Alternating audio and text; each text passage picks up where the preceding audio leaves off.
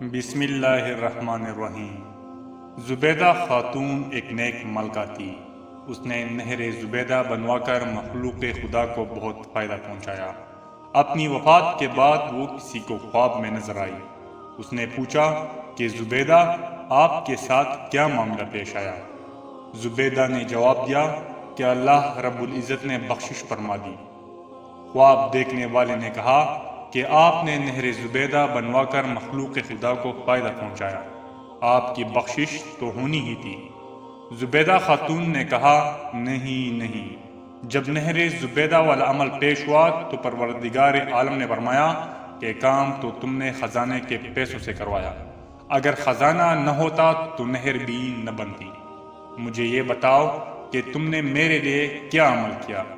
زبیدہ نے کہا کہ میں تو گھبرا گئی کہ اب کیا بنے گا، مگر اللہ رب العزت نے مجھ پر مہربانی فرمائی۔ مجھ سے کہا گیا کہ تمہارا ایک عمل ہے جو مجھے پسند آ گیا۔ ایک مرتبہ تم بھوک کی حالت میں دسترخوان پر بیٹی کانا کر رہی تھی کہ اتنے میں اللہ اکبر کے الفاظ سے اذان کی آواز سنائی دی۔ تمہارے ہاتھ میں لقمہ تھا اور سر سے دوپٹہ سر کا ہوا تھا۔ تم نے لقمے کو واپس رکھا، پہلے دوپٹے کو ٹھیک کیا، پھر لقمہ کھایا۔